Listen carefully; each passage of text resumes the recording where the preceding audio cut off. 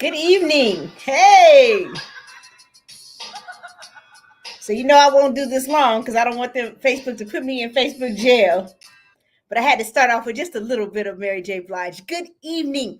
I'm the amazing Tei Street, and welcome to another edition of Coffee with Tea. And I'm your host. And so tonight I want to start off by showing tonight's coffee mug. Y'all know I'm in love. People know that I collect coffee mugs. This one came from a trip that I had last weekend.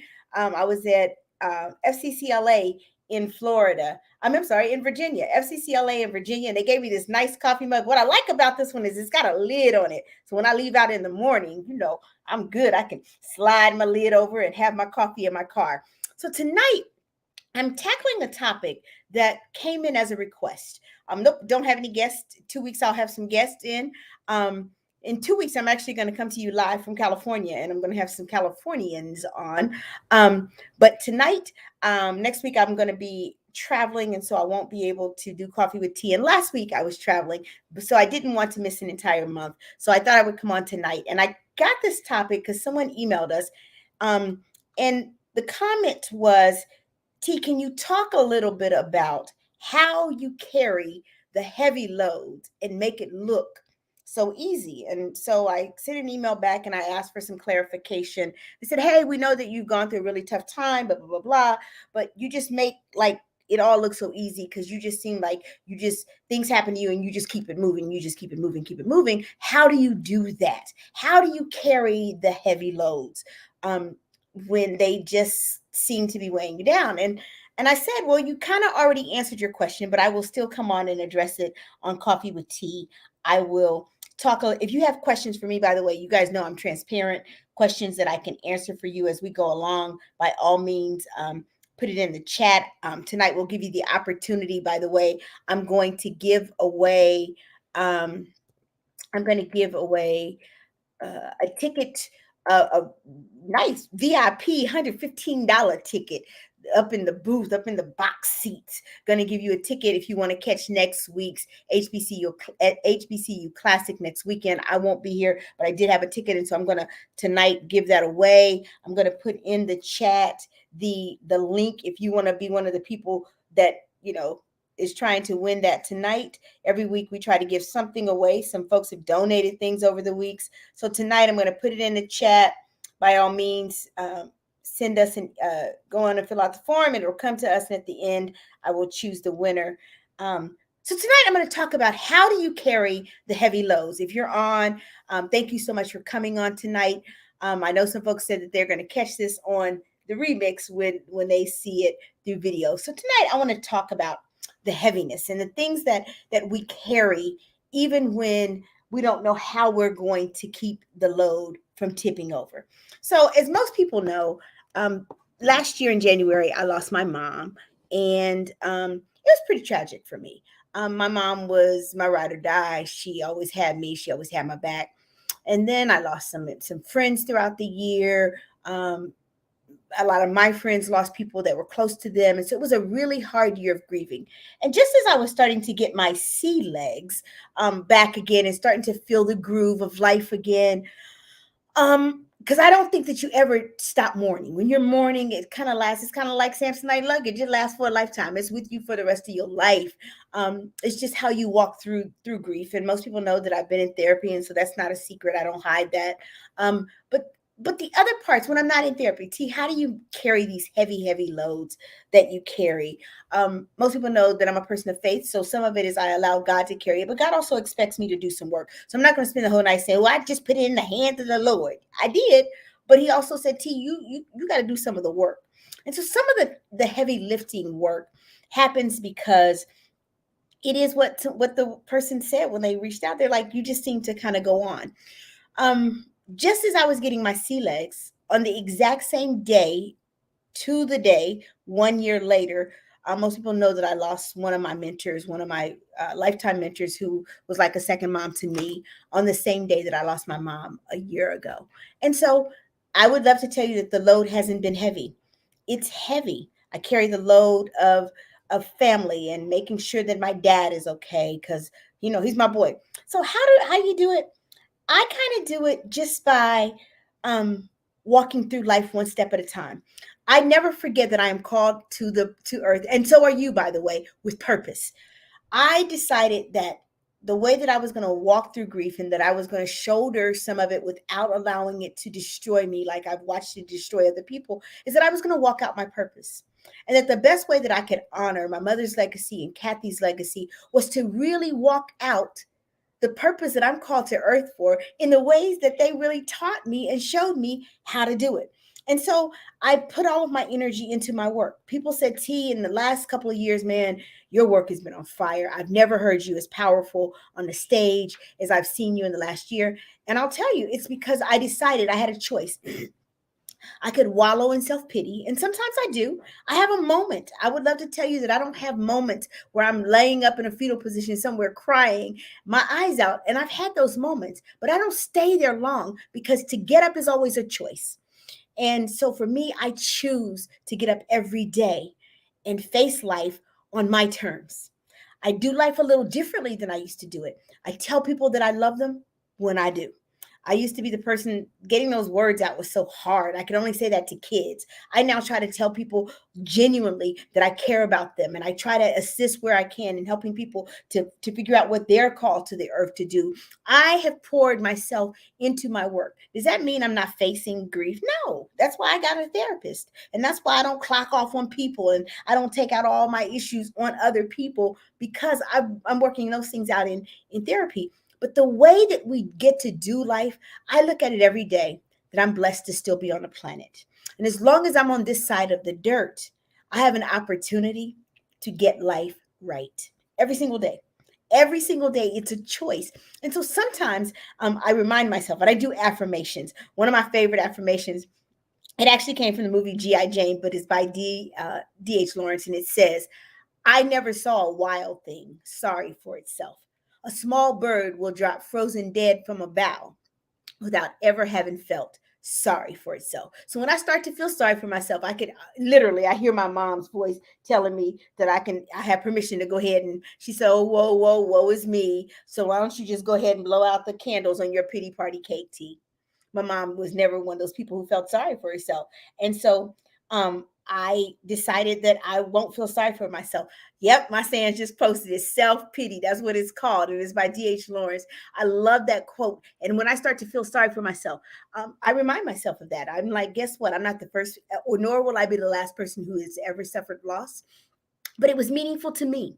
I acknowledge who those women were. But I'll tell you, nothing changes your trajectory like having something to wake up to do every day.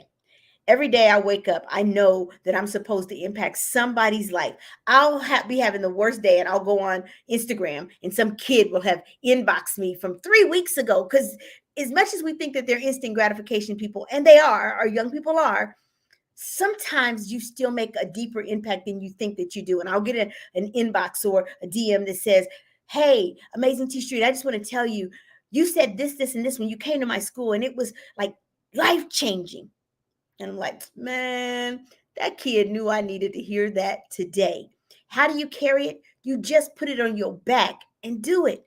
You just do it. Every single day, people wake up with lots of things, not just grief, lots of things that are weighing you down. How are you going to pay your bills? How can you pay your bills? Can you pay your automobiles? Y'all know every single day, we have big weights that all of us are carrying. And so I just decided that I would not ever allow the weights of life to take me under.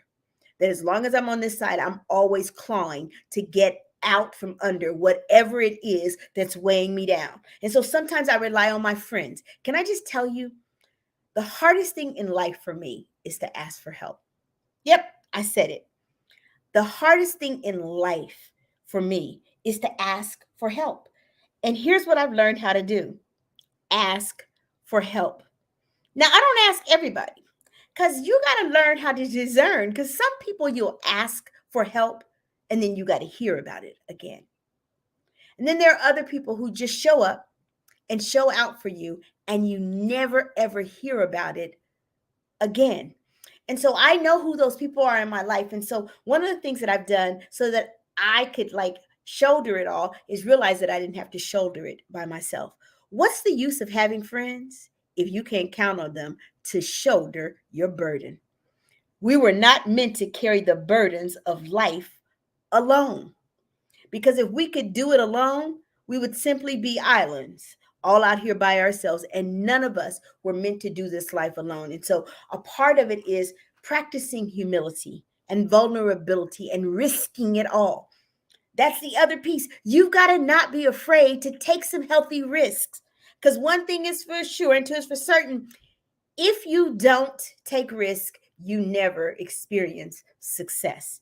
You'll never learn to swim if you don't risk drowning. Now, I know what you're saying. Nah, T, I'm not going in the pool. Every time any of us go into a pool, we could drown. We could. But one thing is for sure, if you don't get in the water, you won't learn to swim. If you don't take some risk, I risked trusting people with my heart over the last year. And some of those risks paid off big. And so it told me that I could trust in ways that I didn't know that I could before.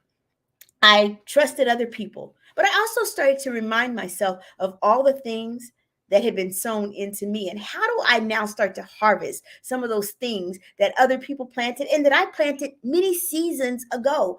I could then go back and draw from that strength and just really lift up and pull out of the earth and out of my soul some of the things that were already deeply planted and had already been rooted in my soul. And so some of those things was learning how to walk again. And what I mean by that is when my mom died, it knocked me down. I wasn't sure that I would ever really be able to fully recover or go on again. And the things in my mind kept saying, you'll go on, but it'll just be tragic. The rest of your life is going to be tragic because you're going to walk the earth without the person who always held you down. And that's what my mind was telling me.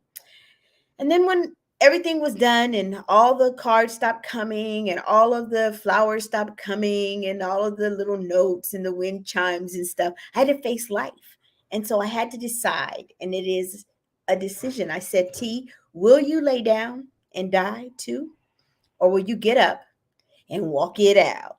And walk it out. And I chose to walk it all out. I said, I'm going to live a life until I leave the earth that robs the grave of everything, because I'm leaving nothing. Y'all know I've said that all the time. I'm going to be a grave robber. I'm leaving nothing undone. Everything I was brought here to do, and everybody and the person that I was brought here to be, I'm doing it all.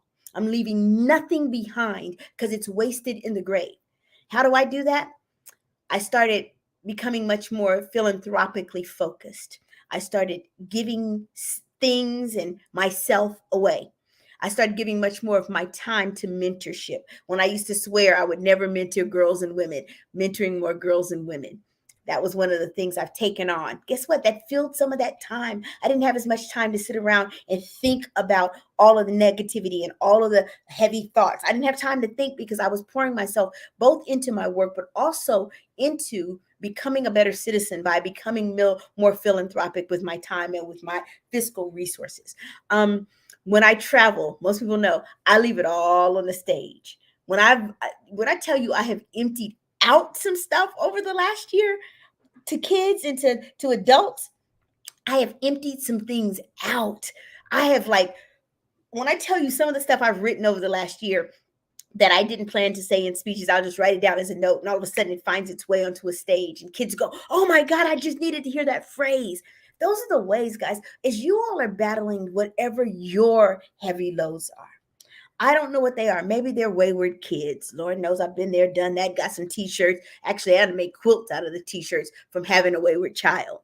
Been there. That's a heavy load. Never diminish what you're going through. And guess what? We're not in competition for who has the heaviest load, because whatever is heavy to me might not be heavy to you, and whatever is heavy to you may not be heavy to me. But if it's weighing you down, I hope that tonight you will leave this conversation thinking, I can do something to change my circumstances. And so for me, you got to get up. You got to make the decision that it will not kill you. It may knock you down. Yep. Sometimes life comes along and it knocks you down. But unless you choose for it to be, getting knocked down is not fatal. It doesn't have to take you out. It can just knock you down. And then gather the strength wherever you get it from your spirit man, whether you get it from God, mine comes from God, whatever your source is. I go get mine and I plug into the source and I get some energy. I get some re-energy. Did you like that word? Re-energy. I get re-energized from some re-energy so that I can come back to the fight again. Doesn't mean I don't stop and take a breath and say, whoo, that was tough. But I refuse to stay down. I may be down, but I'm rarely ever out. And so for me, it's plugging in. When I say to you, for me, I looked back the other day and I was doing an interview earlier today and I was thinking about this question that they asked me about legacy. They asked me, they said, T, when you leave here, what do you want your legacy to be? I just did a workshop the other day for some teachers in Fields, New York. Shout out to those teachers. I did two amazing PDs that day, and it was really, really good to be with those teachers and do two different PDs. And the one that I did around purpose, talking to teachers, you think that they all have it together because they're teaching your kids. They don't. They're just like all of us. They're trying to figure it out. And some of them are saying, I think I've outlived this purpose. I'm looking for the next. And so one of the things that I talked about is this notion of when you figure out what that purpose is. How do you find your purpose? You start to ask yourself those questions. What are the things that make me happy? What are the things that make me sad? What are the things that bring me joy? You know, all of those questions are the things that bring about your purpose. What are the things, every time something happens, now here a kid died in this city. I'm always perplexed. I'm like saddened, like deeply saddened. I go into like saddened like it was mine. The things when kids are succeeding. This past week, I got to watch kids do some miraculous things. All the kids I know in colleges, this is Black Greek letter organization pledging time. And so all these kids were pledging. They were moving and shaking the earth. That was very, very cool to me to watch these kids do their thing as they were crossing and coming into Greekdom, as we call it. That was exciting. I got to celebrate with them. That's how all those things made me know that I was walking in purpose still, because the things that brought me joy, the things that vex my soul and my spirit are the same. Anytime something awful is happening to a kid or something great is happening to a kid, my soul is either deeply perplexed and hurting, or I'm on top of the world because something good is happening for kids. And so that's how I knew that kids were a part of my purpose. And people say, oh, your purpose is a thing that you would do even if you had to do it for free. Well, most people know years ago when I decided I was going to take this leap of faith and that risk that I talked about earlier, I left a job and took a $55,000 pay cut to go work with kids. You talk about, I know what I mean when I say go walk and take the risk. I'm not just talking out the top of my head. I'm talking about things that I've done that have made all the difference in my life. Is when I made that leap of faith that many years ago and said, I'm going to go work with kids and I'm going to take this big pay cut. And I didn't know how I was going to eat, but I've eaten. Y'all can look at me and tell I still eat. I eat well, even now. And so I've never looked back, because once you start to walk in purpose, it's like breathing. It's so natural and so normal to you. So how do you carry some of the heavy load? You let other people help you. You take healthy risks. You jump back into life. I'm going to put it in the chat again. If you want to have the opportunity to possibly win this ticket that I have, it's a VIP ticket to the HBCU Classic next weekend. It's going to be amazing. When I say VIP, I mean like you're in the booth and you get food and the whole 9 yards with this ticket. If you're trying to win it, make sure that you go on and fill out the jot form that I put in the chat. And at the end of this talk, I'm going to go in and choose the winner. So definitely go in and do that. The other piece of this is, for me, and notice all these things are just things that have worked for me. When I'm at my lowest, the moment I reach up to help somebody else, I suddenly forget why I was so low. Suddenly it's just not the same anymore. I can't really feel sorry for me because I'm so busy helping somebody else. Recently, I've had an amazing opportunity over the last few weeks to really just be of service to other people. I've traveled a lot. Y'all know that. Oh my God, when I tell you my April has been blessed. I started out in March. I was in California for the CATA conference. And then last weekend, not this past one, but the week before, I flew into Virginia Beach. I left there. I went to the Castle Conference in California. I left there and I went to New York. And so I was gone for a whole week. Didn't get to sleep in my bed for 7 days. Came home. Man, I was exhausted. But guess what? I didn't have time to feel sorry for myself. I didn't have time to grieve. I'll be honest with you. I had to do my therapy on the road. I called my therapist from my hotel room one of those nights because that was our night. And I still did my therapy on the road. Thank goodness for teletherapy. Yay. But all of this, I leave Monday and I'm not back until the 30th. So I'm gone for 2 weeks again. And, just really pouring myself into these things. But I'll tell you, Coffee with Tea has been a lifesaver because I bring you topics that people have either suggested to me or things that I think will be inspirational for you. Every guest that I've had on since I, rebooted Coffee with Tea in January has blessed me. I've gotten as much from my guests as I've given to all of you. Having them pour into you and to pour into me simultaneously. All of the guests who've been on my show have been a part of my lifeline. So finding lots and lots of ways to put my energy so that I don't spend time laid up on my couch. And by the way, did I say that I'm in school? Yeah, I'm in school, and right now I'm carrying a straight A average in seminary. Yes, a straight A in seminary.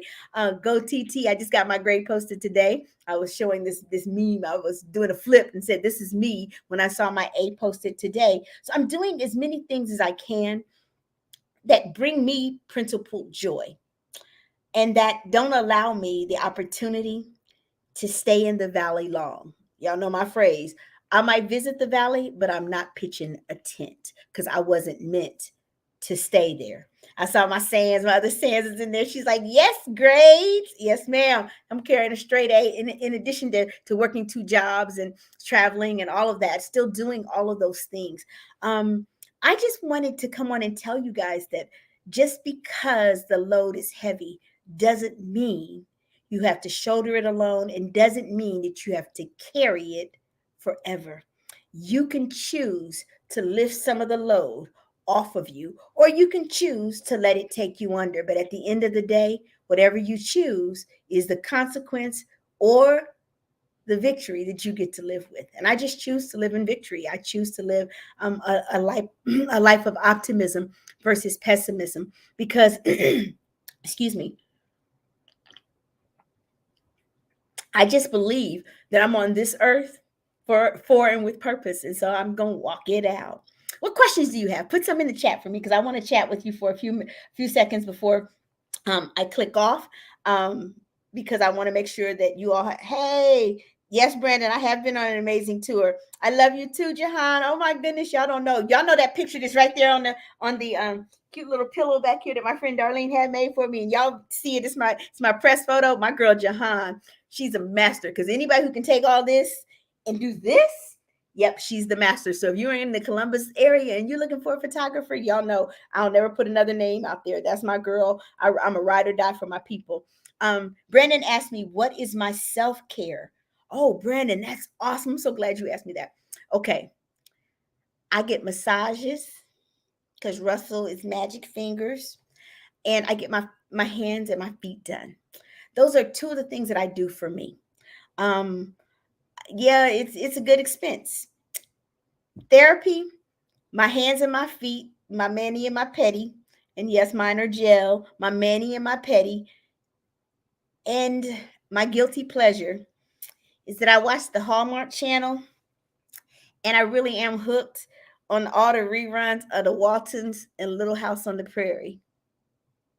Yep, I said it. It used to be the Golden Girls, but I kind of, after Betty White really left here, I stopped watching that as much. But I gotta be honest, I'm really hooked on the reruns of Little House on the Prairie and the Waltons. I go to bed with the Waltons every night. Good night, Elizabeth. Good night, John Boy. Okay, I confessed it. There, now you have it. So that's a part of my self-care, Brandon. Is just really trying to be good to T. Because if I'm not good to me, it's a bad role model for kids. How can I tell them to take good care of themselves and to practice good self-care if I'm not doing that? I'm working on getting more sleep, and I've actually done that. lately when I've been in a hotel. When I'm tired, I go to bed. Unless I got a paper due, and I'm trying to do those earlier too.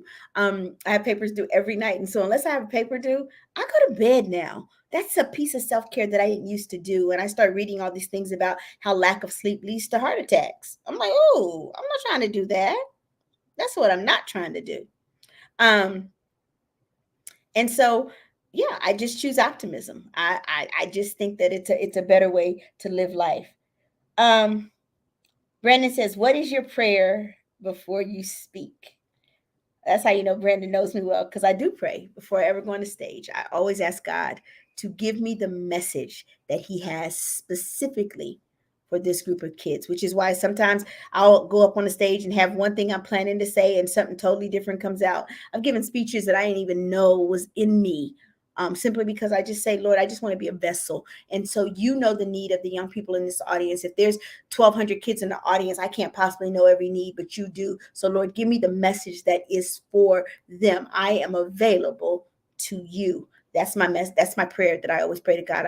Lord, I'm available to you. So give me the message that you have for whoever's in this audience that needs it today. So that's what I always pray before I speak. Brandon, hey, that's a good question. That's my prayer. What other questions do you guys have? Brandon's the only one with a question.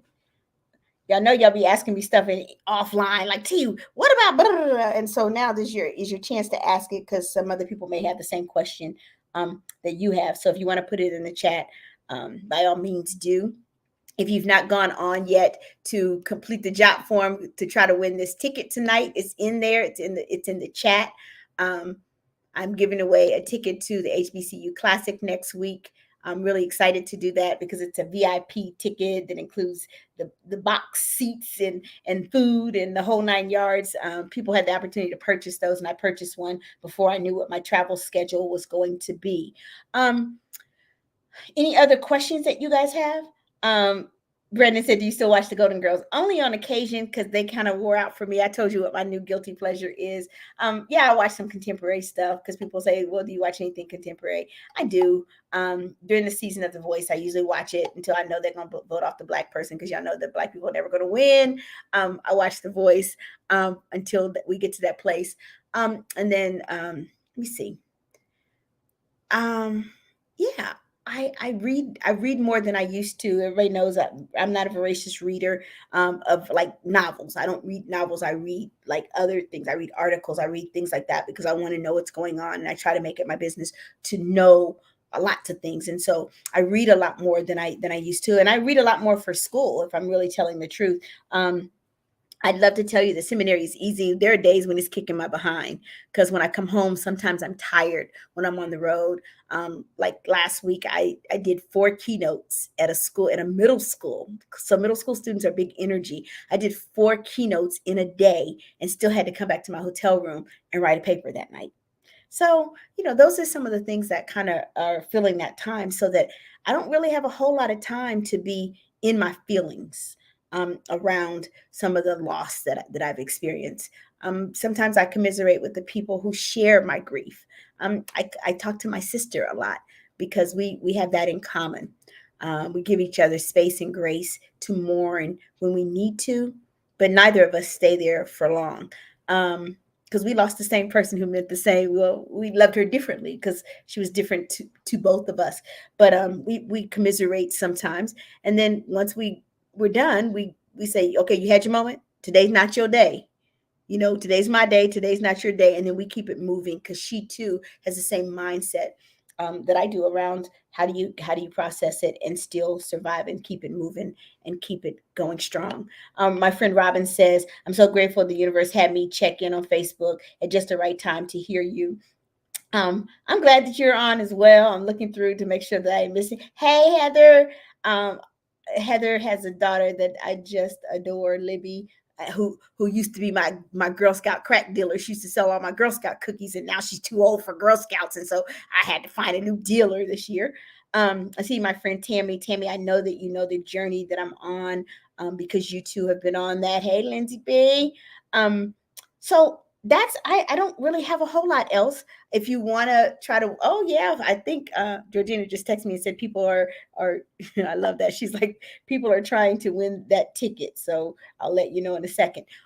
As she's wrapping up and trying to figure out who wants this ticket, are there any other questions that people have for me that they want to put in the chat?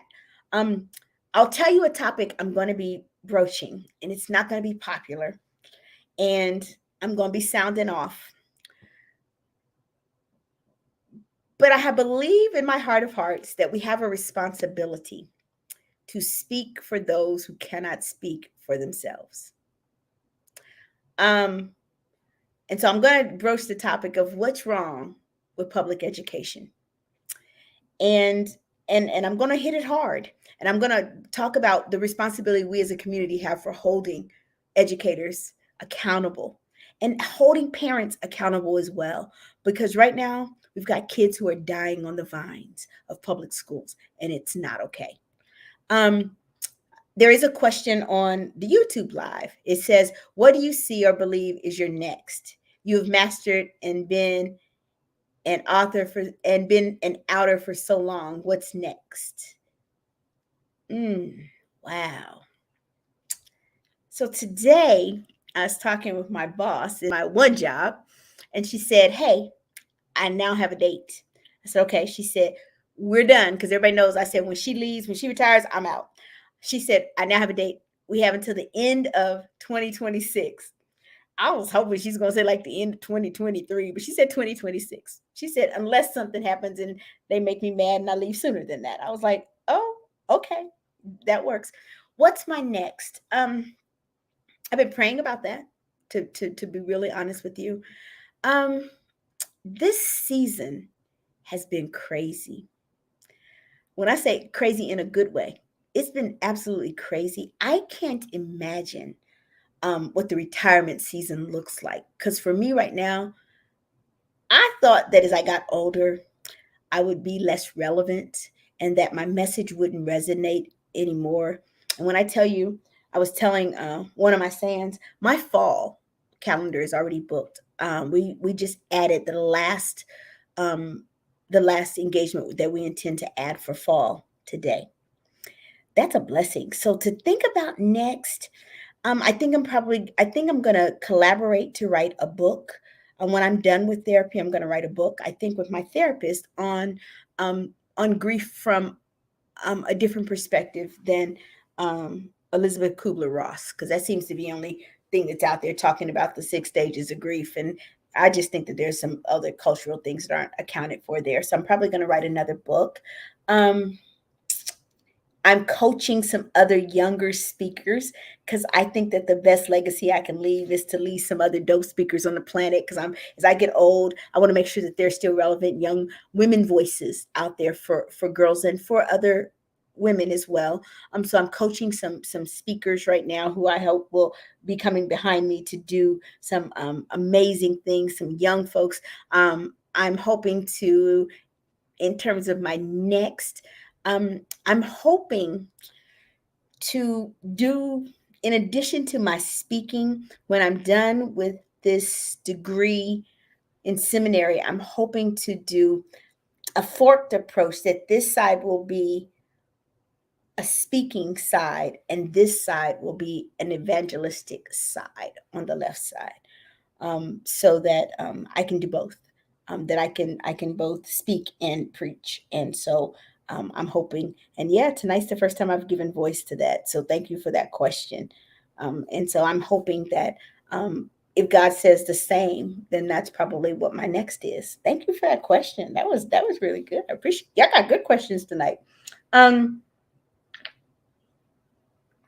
Let me see. Let me go over and see if Georgina has sent me the names of folks. She said, give her 2 minutes. Okay, I'm giving her 2 minutes. I just sent her a text and she's like, give me 2 minutes. So if you still are interested, I'll put it in the chat again. If you're trying to win this ticket, I'm going to put it in both chats, the one on YouTube and the one on, I'll do it on YouTube, but I'll also do it on the one on Facebook Live. By the way, I don't take for granted that you guys could be anyplace else on Wednesdays. Some of you are in Bible study, and folks are like, T, I'm in Bible study on Wednesday, but I always come on and watch it right after. I don't take it for granted that you think that what we have to do is important. Here's what I do need. I need guests. I can tell you, I'm going to be bringing.